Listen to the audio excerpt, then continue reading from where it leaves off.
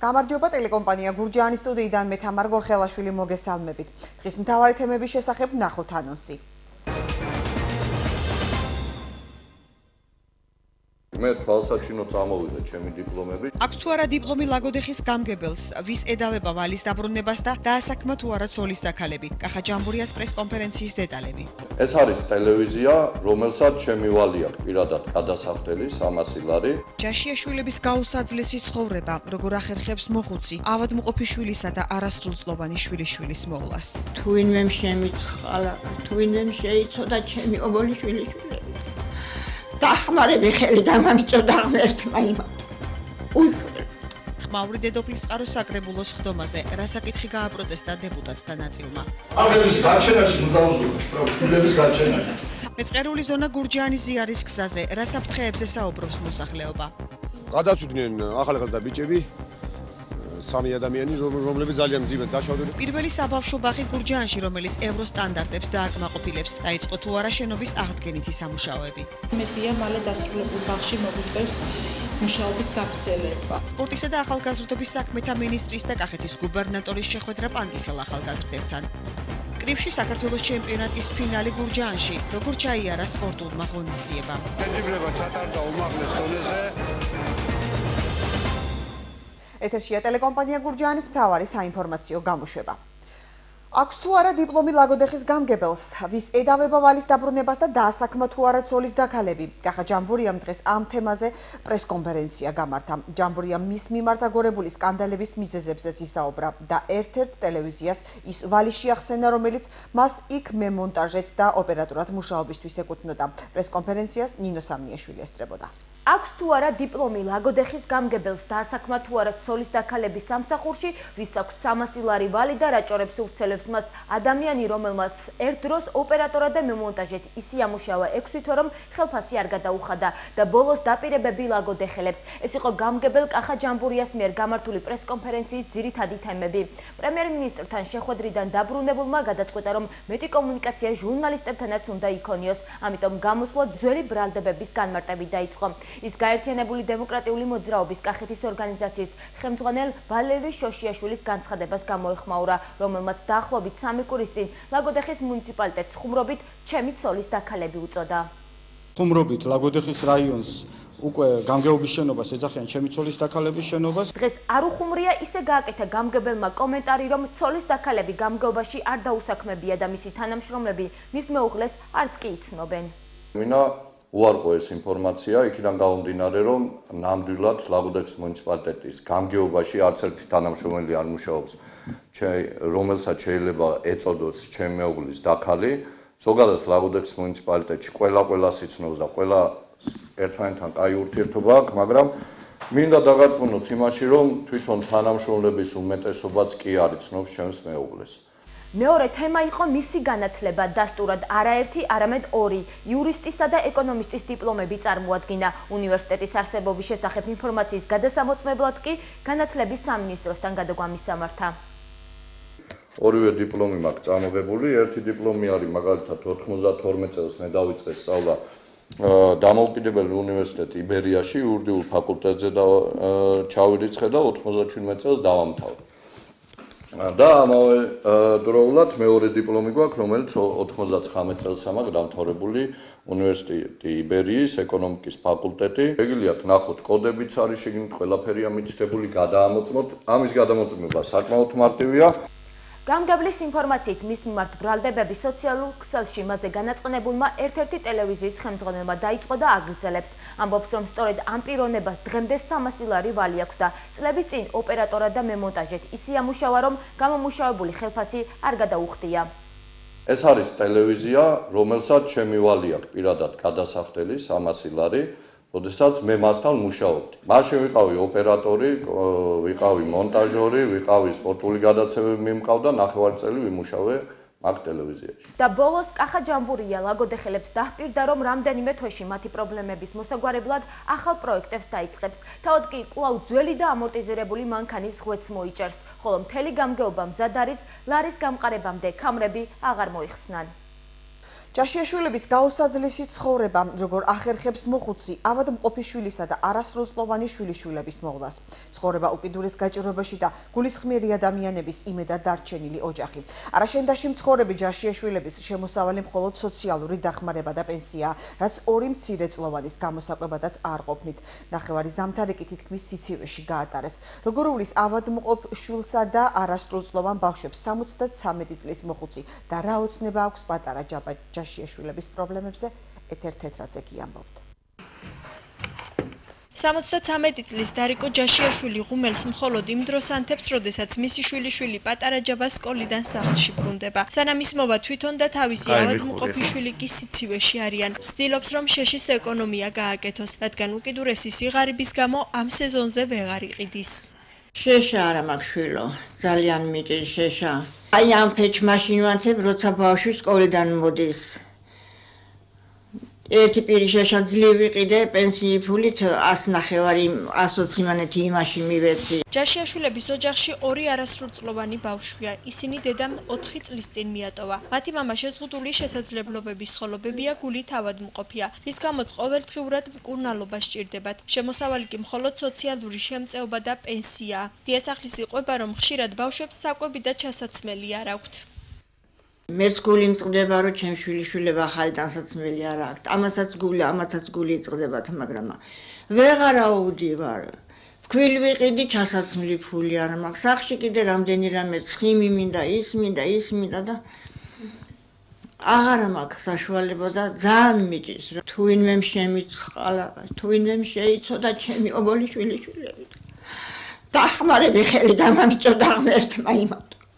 უშველო ეს 8 წლის ჯაბაა, მას რამდენიმე სურვილი აქვს, რომელსაც ოჯახის წევრები სიღარიბის გამო ვერ უსრულებენ. მისი ერთ-ერთი ოცნება კი ტანსაცმელი და ველოსიპედია. თოფები, მანქანები, მთონდეს, თოფი და დასაცმელები. ბავშვებს ველოსიპედი და მე არა მათ ძალიან მინდა მთონდეს. მეზობლები ამბობენ, რომ ის დახმარება, რასაც სახელმწიფო ასეთი ოჯახებისთვის გასცემს, საკმარისი არ არის და ცდილობენ დახმარება თვითონაც გაუწიონ.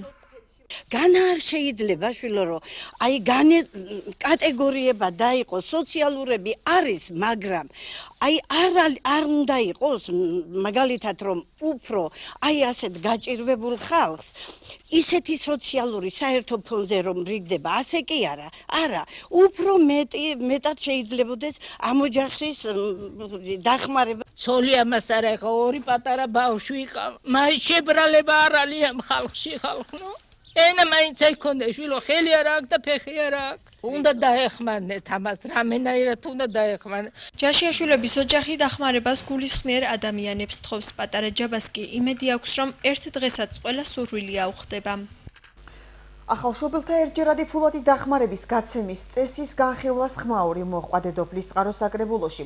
დეპუტატთა ნაწილი მიიჩნევს, რომ შობადობის გაზრდის მიზნით ამ პროგრამაში შეზღუდვები არ უნდა იყოს. გამგეობის სოციალური სამსახური განმარტავს, რომ ახალშობილთა დახმარების პროგრამის მიზანია დედოფლის წყაროში მცხოვრებ ახალშობილებს დაეხმაროს. შესაბამისად, პროგრამაც ამ კრიტერიუმებითაა გათვლილი. დეპუტატები კი ითხოვენ დახმარებით ისეთმა ოჯახებმაც ისარგებლონ, რომლებიც თბილისში ან სამუშაოდ სხვაგან იმყოფებიან. ესე ჩავთვალეთ საჭიროა ფაქტობრივად აქ უნდა ცხოვრდეს, ანუ ჩვენი რაიონის ბავშვი უნდა იყოს ეს ეგრეთ წოდებული ცხოვრები აქ უნდა იყოს და აქ უნდა იზრდებოდეს. თუ გაინტერესოთ, დავждეთ და მე გეტყვით საუნა დავზოგოთ ის ბიუჯეტში ფული. აქ ნუ დავზოგოთ. ბარღების გაჩენაში ნუ დავზოგოთ, შვილების გაჩენაში. ზიარი არაშენდის გზის დამეწყრელი მონაკვეთი და მოსალოდნელი საფრთხე. ვითარებას ისიც ამწოვებს, რომ გზას ხევი ესაზღვრება და ნალექის დროს თანდათან ინგრევა. მოსახლეობა ამბობს, რომ აქ ავტოსაგზაო შემთხვევები უკვე მოხდა. გურჯაანის მუნიციპალიტეტის გამგეობის ინფორმაციით კი ტერიტორია სპეციალისტებმა უკვე შეისწავლეს და სამუშაოები სათანადოდ დასკვნის დადების შემდეგ დაიწყება. არადა გზა შესაძლოა ნებისმიერ დროს ჩაინგრას და სავალალო შედეგით დამთავრდეს. გადავწვდნენ ახალგაზრდა ბიჭები სამი ადამიანი რომლებიც ძალიან მძიმედ დაშავდნენ და იყო რამდენიმე შემთხვევა 2-3 შემთხვევა რომლის დროსაც ღამე ვერ ხედავენ და პირდაპირ ვარდება დაბლა მანქანა ყველა ვარიანტი გააკეთეთ ეს გზა თუ რამდენიმე ხანში ეს გზა არ გაკეთდა სულთლად გაწყდება კავშირი წინა მხარსა და უკანა მხარს შუა საჭიროა გაკეთება აუცილებლად ხო და გთხოვთ და გვეხმარეთ ემატება ინგრევა ზევითაც დაინგრა უკვე თუ მალე არ გაკეთდა საერთოდ დაინგრევა და აღარ გვექნება გზა. გეოლოგები ჩამოყვანილი ყავდა გასულ წელს. გეოლოგების დასკვნა არის დადებული, რომ სასწრაფოდ სარეაბილიტაციო არის ეს გზა და გადასატანი არის ორი მაღალი ძაბვის ანძა. ჩვენ შესაბამის სტრუქტურებთან ჩვენ დაყენებული გვაქვს ეს საკითხი და ალბათ გამოინახება დაფინანსება, რომ ეს პრობლემა გადაიჭრას. პირველი საბავშვო ბაღი გურჯაანში, რომელიც ევროსტანდარტებს დააკმაყოფილებს, დაიწყო თუ არა შენობის აღდგენითი სამუშაოები. იმედია, მალე დასრულებულ ბაღში მოგვიწევს მუშაობის გაგრძელება. სპორტისა და ახალგაზრდობის საქმეთა მინისტრის და კახეთის გუბერნატორის შეხვედრა პანგისელ ახალგაზრდებთან. კრიფში საქართველოს ჩემპიონატის ფინალი გურჯაანში, როგორ ჩაიარა სპორტულმა ღონისძიებამ. შეჯიბრება ჩატარდა უმაღლეს დონეზე. სულ მალე გურჯაანის მეორე საბავშვო ბაღის 170 ზრდელი სკოლამდელ განათლებას ევროსტანდარტების შესაბამის შენობაში მიიღებს. სარემონტო სამუშაოები უკვე დაწყებულია და ინფრასტრუქტურის მოწყობასთან ერთად ბაღი ახალი ინვენტარიცაც აღიჭურება. დეტალები ვერა იაშვილის სიუჟეტში. 30 წლის განმავლობაში საბავშვო ბაღს არ ჩასტარებია არც კაპიტალური, არც კოსმეტიკური რემონტი და ორშაბათს დაიწყო ამ სარემონტო სამუშაოების ჩატარება და იმედია, მალე გვექნება ახალი ევროპული სტანდარტით აღჭურვილი საბავშვო ბაღი. გურჯაანის მეორე საბავშვო ბაღი, რომელიც დღეს ასე გამოიყურება, რამდენიმე თვეში ევროსტანდარტებს დააკმაყოფილებს. სარემონტო სამუშაოები უკვე დაწყებულია. ბაღის მენეჯერის ნონა ნონიაშვილის თქმით, შენობა ავარიულია და აქ თითქმის ყველაფერი შესაკეთებელია. ამბობს, რომ წლების წინ მხოლოდ შენობის სახურავი გადახურეს და დღემდე 100-მდე ბავშვი ასეთ პირობებში იღებს სკოლამდელ განათლებას.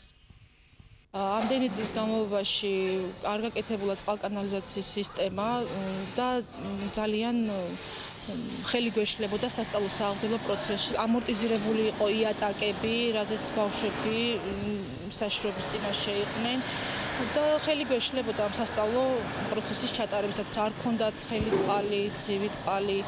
წყობრიდან გამოსული საკანალიზაციო სისტემა, მოძველებული კარფანჯრები, დაზიანებული იატაკი და ოთახები მალე თანამედროვე სტანდარტებით ჩანაცვლდება. ამჟამად კი სარემონტო სამუშაოების სწავლის პარალელურად მიმდინარეობს. ხელი არ გვეშლება ჩვენ სასწავლო-სააღრდელო პროცესის წარმართისთვის, რადგან შენობის მეორე ნაწილში მყავს ბავშვებით მოთავსებულ და სამზარეულოც და პირველი ნაწილის დასრულებისთანავე გადავიყვანან ბავშვებს მეორე ნაწილში და გაგრძელდება ისევ მეორე ნაწილში სარემონტო სამუშაოები. შენობის რეაბილიტაციისთვის 179,000 ლარი გამოიყო და ტენდერში გამარჯვებული შპს ბურჯი მას აგვისტოს ბოლომდე დაასრულებს. დღეს მუნიციპალიტეტის გამგებელმა გია გერგიძემ საბავშვო ბაღში მიმდინარე სამუშაოები დაათვალიერა და აღნიშნა, რომ მეორე ბაღის შემდეგ გურჯაანში სხვა ბაღების რეაბილიტაციაც იგეგმება. აღნიშნული საბავშვო ბაღში დაზიანდა წყლის გაყვანილობა. ეს იყო შარშან წლის ბოლოს ღამე გასკდა, მოვედით სასწავლო ნახეთ, დატყორილი იყო მთელი ერთი ფლიგელი. და მაშინ გადავწყვიტეთ, რომ მოგვენახა სასწრაფოდ თანხები და სასწრაფოდ ბარემ გაგვეკეთებინა, ისედაც შესარემონტებელი იყო ეს ბაღი და ბარემ გადავწყვიტეთ, რომ ბარემ დაგვეწყო სერიოზული რეაბილიტაცია. და პირველი ჩემი მოთხოვნა რაც იყო ის, რომ ბაღი გაკეთდეს, სადაც იქნება ცენტრალური გათბობა, იმიტომ რომ სხვანაირად დღევანდელ დღეს შეუძლებელია და მე მიხარია, რომ ეს პირველი დავიწყე გურჯაანის მუნიციპალიტეტში ამის გაკეთება. მე და ჩვენმა გუნდმა. იმიტომ რომ გვინდა რომ გავაკეთოთ ერთ-ერთი საჩვენებელი ბაღი. სარემონტო სამუშაოების დასრულების შემდეგ კი გურჯაანის მეორე საბავშვო ბაღი რაიონში პირველი თანამედროვე სტანდარტებით აღჭურვილი ბაღი იქნება. სააქციო საზოგადოება კახეთის ენერგოდისტრიბუცია კახეთის მსხვილ ქალაქებში ელექტროგამანაწილებელი ქსელის რეაბილიტაციას განაგრძობს. პრესსამსახურის ინფორმაციით ამ ეტაპზე სამუშაოები თელავის ერთ-ერთ მჭიდრო დასახლებულ უბანში მიმდინარეობს და ამ მიზეზით მიმდინარე წლის 13 და 14 მარტს 10-დან 16 საათამდე ენერგომომარაგება დროებით შეუწყდება სატრანსფორმატორო ჯიხურს, ინტერნატები და სტალინის ქუჩის მაცხოვრებლებს. სარემონტო სამუშაოების დასრულებისთანავე კი აღნიშნული ქუჩის ელექტრომომარაგება უწყვეტ რეჟიმში აღდგება. მხოლოდ წინა წელთან შედარებით კლება ავარიული ამორთვებისა არის დაახლოებით 60%. ჩვენ ეს შედეგი, ანუ კლების ტენდენცია შარშანაც ჰქონდა დაახლოებით 30%-იანი კლების პროცენტი და შედეგს მე მგონი კახეთის მოსახლეობა უკვე თავად ხედავს, რომ ისეთი ხშირი ავარიული ამორთვები კახეთის რეგიონში უკვე აღარ არის. ეს არის დაკავშირებული იმასთან, რომ კეთდება ხაზები, კეთდება ტრანსფორმატორები, კეთდება სხვა ტიპის ელექტრომოწყობილობები და ასე შემდეგ. ალავერდის ეპარქიასა და თელავის მუნიციპალიტეტს შორის კულტურული მემკვიდრეობის საკითხებში ურთიერთთანამშრომლობის მემორანდუმი გაფორმდა. მემორანდუმს ხელი მოაწერეს საქართველოს საპატრიარქოს ალავერდის ეპარქიის სახელით. აბბა ალავერდელი მიტროპოლიტმა დავით მახარაძემ და თვითმმართველი თემი თელავის მუნიციპალიტეტის სახელით მუნიციპალიტეტის გამგებელმა ალექსანდრე შათირიშვილმა. მემორანდუმის ფარგლებში მხარეები გამოხატავენ თანამშრომლობის სურვილს კულტურული მემკვიდრეობის დაცვისა და შენარჩუნების მიზნით. აკურის და ვანთის სათავეში არის წმინდა ილარიონის ნასახლარი, რომელიც არის ისტორიული მემკვიდრეობის ძეგლი და აი მისი არქეოლოგიური გათხრისთვის გამოყოფილი გვაქვს წელს 20,000 ლარი და იქ ჩასატარებული სამუშაოებისთვის რომ შეთანხმებულად ვიმოქმედოთ ჩვენ და საპატრიარქომ. ასევე ქონდა სოფელ გულგულაძე მოქმედი ეკლესია არ არსებობს, ხალხის წერილი მოვიდა ჩემთან გულის ტკივილი იმის შესახებ რომ მოცილებული არიან სხვა სოფლებიდან და მოქმედი ეკლესია არ აქვს. აი იმ საკითხთან დაკავშირებითაც დაინტერესდა მეუფე. მალე დუისში სპორტ დარბაზი გაიხსნება, რომელიც თანამედროვე ინვენტარით აღიჭურვება. დღეს სპორტისა და ახალგაზრდობის საქმეთა მინისტრმა ლევან ყიფიანმა კახეთის გუბერნატორთან ერთად სამშენებლო სამუშაოები მოინახულა და პანკისის ხეობის სოფელ დუისის რაგბის, ძიუდოსა და ფეხბურთის გუნდებს საჩუქრად სპორტული ინვენტარი გადასცა. დღესვე გაიმართა შეხვედრა პანკისელ ახალგაზრდებთან. დღესვე სტუმრები დუისის საზოგადოებრივ ცენტრში ახალგაზრდებს შეხვდნენ და საგრანტო კონკურსის შესახებ ინფორმაცია მიაწოდეს. ეს ადგილი ის ადგილია, რომელიც ძალიან ბევრი ნიჭიერი ძიუდოისტი, თავისუფალი მოჭიდავე და სხვადასხვა სპორტის სახეობაში ეს მხარე განთქმული, ამიტომ უნდა გამოცოცხლდეს აქაურობა ამ მიმართულებით და საჭიროა ჩვენ სახელმწიფო მივიღოთ, სახელმწიფო უწყებებმა მივიღოთ აქტიური მონაწილეობა, ჩამოყალიბდეს სრულყოფილი სკოლები. უპრეცედენტო არის პანკისის ხეობისთვის აღნიშნული ობიექტის რეაბილიტაცია. აქ იქნება როგორც საჭიდაო დარბაზი, ასევე მრავალფუნქციური სპორტული დარბაზი, რომელიც მოემსახურება მთლიანად ხეობის ახალგაზრდებს. კრივში საქართველოს ჩემპიონატის ფინალი გურჯაანში დღეს სპორტ კომპლექსში ფინალური შეხვედრები გაიმართა. პირველი და მეორე ადგილები თბილისელმა სპორტსმენებმა დაიკავეს. 46 კილოგრამ წონით კატეგორიაში მესამე ადგილზე გავიდა ბიჯინის წმინდა გიორგის სახელობის დარბაზის მოკრივე თორნიკე მთივლიშვილი. ბრინჯაოს მედლები მიიღეს კოლაგელმა სპორტსმენებმაც. გამარჯვებულებს პრიზები ელიტ ელექტრონიქსმა გადასცა. ჩემპიონატი კრივის ფედერაციისა და გურჯაანის გამგეობის ხელშეწყობით ჩატარდა ღონისძიება. შაშანდელთან შედარებით მასშტაბური იყო და მასში საქართველოს ყველა რეგიონიდან 135 მოკრივე მონაწილეობდა. 135 მონაწილე გვყავდა. შეჯიბრება ჩატარდა უმაღლეს დონეზე. რაც თავარია, ბავშვები არიან ძალიან მოტივირებული, ყველას მოტივაცია აქვს იმის, რომ დაიკავონ საქართველოს ნაკრები შედგება ამ ჩემპიონატის შემდეგ. ჩვენ პირველ მეორე ნომრებს გამოვიძახეთ შეკრებაზე და საქართველოს ნაკრები პირველ მაისის თვეში გაემგზავრება საერთაშორისო ტურნირზე ბაქოში, ალიევის სახელობის ტურნირზე, ხოლო შემდეგ მაისის თვეში ევროპის ჩემპიონატზე და სექტემბერში მსოფლიო ჩემპიონატზე რუსეთის ქალაქ პეტერბურგში. მოვიდი 46 კილოგრამ წონით კატეგორიაში, დავიკავე საპრიზო ადგილი, მესამე ადგილი და ეს ჩემთვის იყო პირველი შეჯიბრი ეგეთი მნიშვნელოვანი. 6 თვეა მესულარც ვარჯიშობ ბოქსი რაც გადმოვედი და ეს ჩემთვის არის პირველი შეჯიბრი და მომავალში უფრო ვეცდები რომ უფრო კარგად მოემზადო და კაი შედეგი ვაჩვენო. გამოჩებას რეგიონის გარეთ განვითარებული მოვლენებით განვაგრძობთ, რომელსაც თამარ ჭანყოშვილი გაგაცნობთ.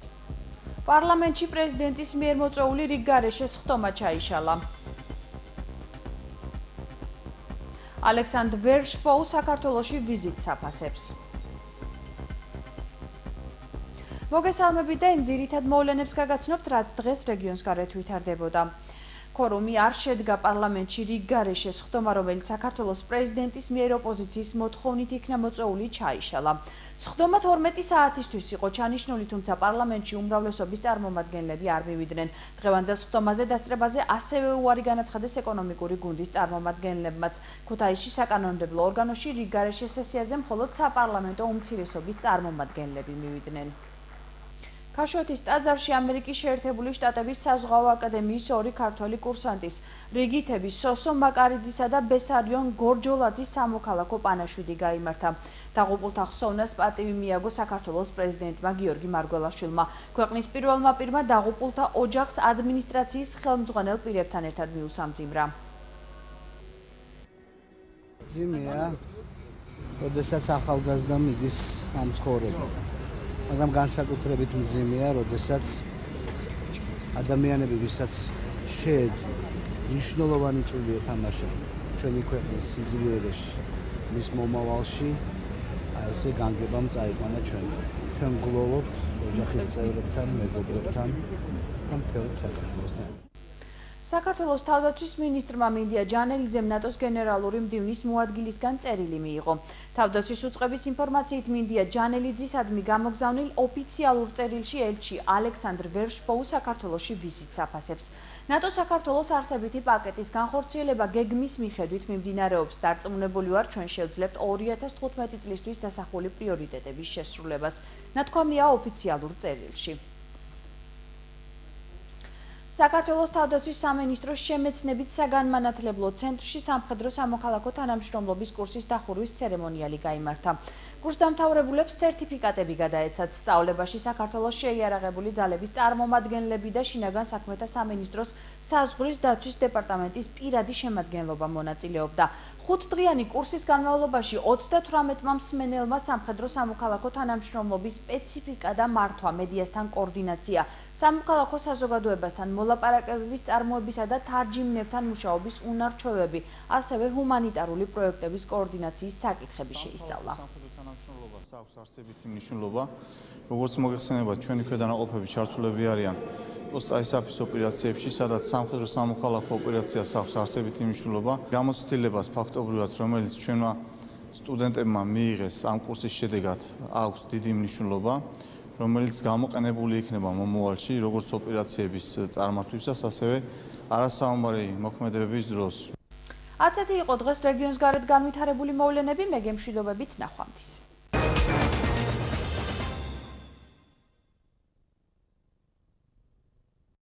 ყველაზე ხანდაზმული სიამის ტყუპები.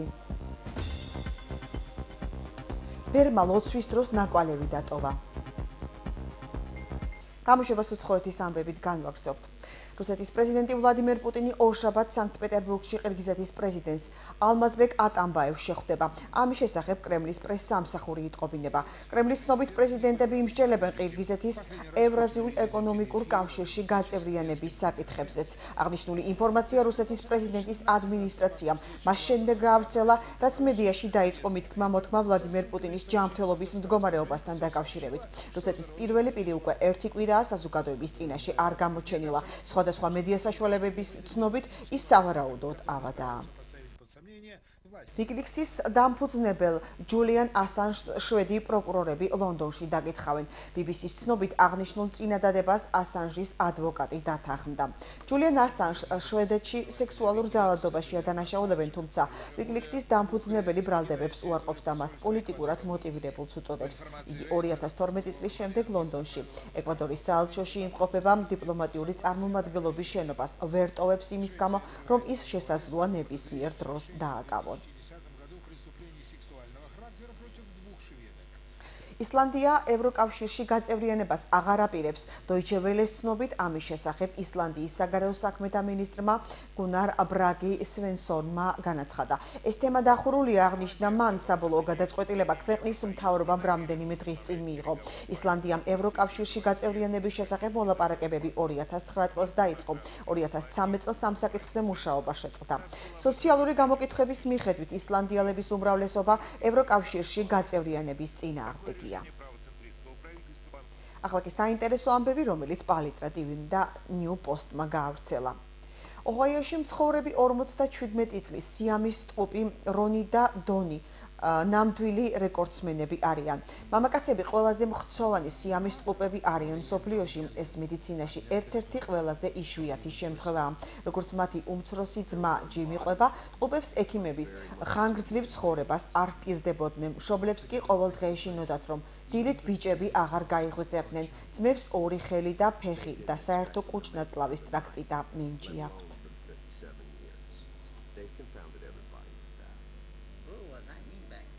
ჩინელი ბერი ჰუაჩი ბოლო 20 წლის განმავლობაში ყოველდღე ლოცულობს. შედეგად იმ ადგილას, სადაც დღეში უამრავჯერ დგება, ხის იატაკზე მისი ფეხის ანაბეჭედი გაჩნდა. ბერის ნაკვალევი ქალაქ ტუნჟენის მონასტერშია. ახლა უკვე მოუხუცდი და დღეში მხოლოდ 1000 ჯერ ვლოცულობ. ზოგჯერ ზამთარში 500 ჯერაც ამბობს ის. ჰუაჩის წყალობით მონასტერში ბევრი ახალგაზრდა მიდის, როგორც ისინი ამბობენ, ჰუაჩი მათთვის მისაბაძი მაგალითია. ლიტვის ელჩმა მეუღლესთან ერთად ქართული იცეკვა. გამოშვებაში ასევე ნახავთ. პორტუგალოსნები 14 მარტს რუსეთის ნაკრებს დაუპირისპირდებიან. ახლა კი ინფორმაცია კულტურისა და სპორტის შესახებ. თბილისის საკრებულო შენობაში ლიტვის დამოუკიდებლობის დღის 25 წლისთავი აღნიშნეს. ღონისძიებას საქართველოს მთავრობის წევრები, დიპლომატები და დეპუტატები დაესწრნენ. საღამოზე ლიტვის ელჩმა საქართველოში იონას პასლაუსკასმა სტუმრებს სიურპრიზი გაუკეთა და ქართულ ნაციონალურ სამოსში შემოსილმა მეუღლესთან ერთად ქართული ცეკვა შეასრულა. ხელის თითებით ცეკვა. ცეკვის სამყაროში ერთ-ერთი ახალი მიმართულებაა. ასეთი ცეკვა საკმაოდ სანახაობრივი და ლამაზია. ზოგადად, ტატინგი ეს მაქმანებიანი ხელსახოცების დაწვნის სპეციალური ტექნიკაა, მაგრამ ბრეიქ-დანსის მოცეკვავებმა აღნიშნული ტექნიკის ძირითადი პრინციპები აიღეს და სტილი კინგ ტატი შექმნეს. საქართველოს 17 წლამდელთა ნაკრებმა ევროპის ჩემპიონატის ელიტ რაუნდი მასპინძელ ჰოლანდიასთან მატჩით დაიწყო. 0-2 დამარცხდა ჩვენი გუნდის თავკაცმა გოჩა ტრებუჩავამ.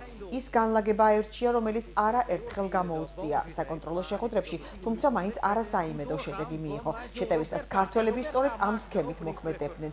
დაცვითი ოპერაციებისას კი ჩვენი განლაგება უკვე 4-5-1-ით იცვლებოდა. საქართველოს ნაკრები 14 მარტს მიხეილ მესხის სახელობის სტადიონზე რაგბი ევროპის ჩემპიონატის მორიგი ტურის მატჩში რუსეთის ეროვნულ გუნდს დაუპირისპირდება. პორტუგალოსნების თავკაცმა მილტონ ჰეიგმა საბრძოლო რაზმი დაასახელა. შერკინებაში რამდენიმე სიახლეა გუნდს დაუბრუნდნენ მამუკა გორგოძე, დავით ზირაქაშვილი და ვახტანგ მაისურაძე. ახლა კი ნახოთ როგორი ამინდი იქნება ხვალ.